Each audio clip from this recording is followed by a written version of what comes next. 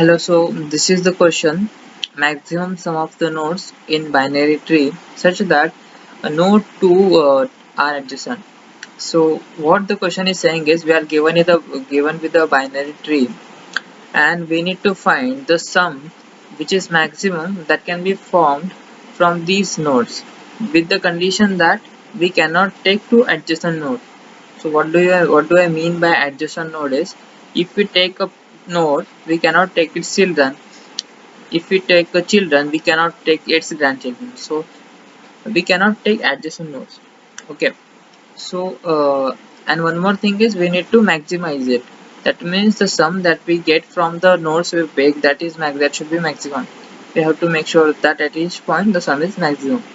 So how are we going to solve it? So you see here, there is a condition that if I take a particular node I cannot take its children. So it is somewhat like kind of giving me a hint that if I take a particular node, I can take its grandchildren. Because I cannot take its children, the option remains is I can take its grandchildren. So what I can do is if I take a node, I will make a recursive call for its grandchildren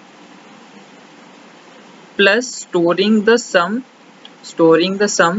of those nodes. The node I have considered, I will add to some integer value, and its grandchildren, I will add the sum of its grandchildren to that integer value.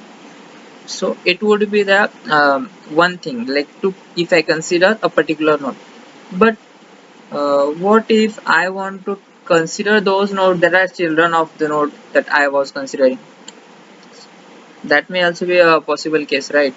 So if I have to consider a children of a node, then I don't have to consider that node. Okay, so you can see in this picture that if I have to consider this 1, I cannot take this 2 and 3. I have to take 1, 4 and 5 only. So if I consider 1, that my sum can be 1 plus 1 plus 4 plus 5. If I want to consider 2 and 3, I have to leave this one because that they will be the adjacent node.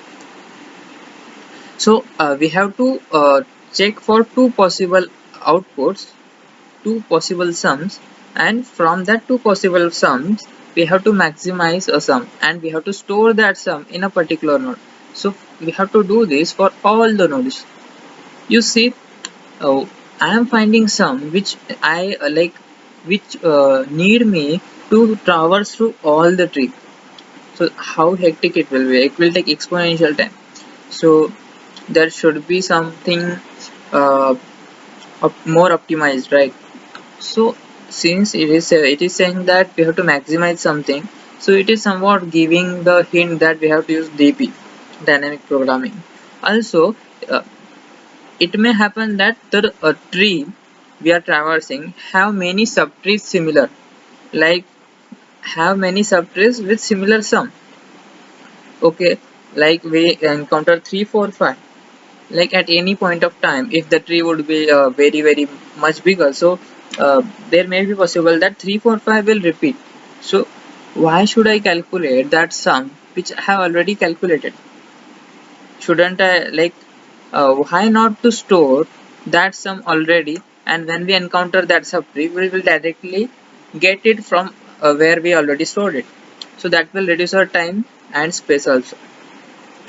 So that is the approach. Let's jump into the code. So for storing purpose I am using map. So this is the code. You can see I am just if I encounter a null value I will just returning 0 uh, because I need to return the sum, the null would be equivalent to 0.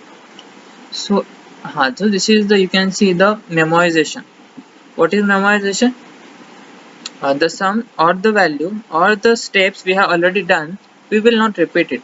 We will use already and we have to store it somewhere, and for that we are using a map. Also like see, if root collect exists, then we will we will recursively call for its grandchildren. So I have told only, right, ki if I am considering a particular node, then I will directly recursively call for its grandchildren, not for its children.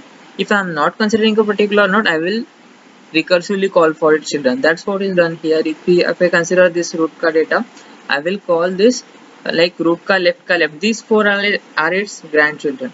Okay, so this is for one case. Second case maybe if I'm not considering a particular node, I will recursively call for its childrens, that is root ka left and root ka right. So these two I got, but I don't want two sums, right? I want one which is maximum. So I will maximize it and store it somewhere which I can need in afterwards, right? So I am returning that only.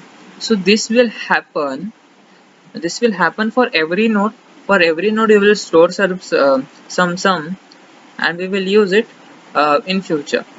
And at the end of a traversal, if you encounter a null, that means we have traversed throughout the tree and we have stored our sum in DP. So at the last node we will have our answer, which is the maximum sum. You can see here that I have these values 1 2 3 4 5. So that is 1 ka left, 2 1 ka right 3, 2 ka left 4 5, and 2 ka left 4, 2 ka right 5, 3 ka left 6, and 3 ka right 7. So this is the tree, and what would be the answer for it? Let's check it. This is CMD. So I will compile this program, I will run this program, and here you will see 23. How 23? Because 1 2, like you can see 6 plus 7 is 13, 13 plus 5 plus 4, because these are the grandchildren of these children. I am considering this one, and their grandchildren are this. So 4 plus 5, 9 plus 6, 15 plus 7, 22 plus 1. So you can try other combinations also. You will get the sum which is maximum, which is 23. I hope you understood this solution. Thank you. Bye bye.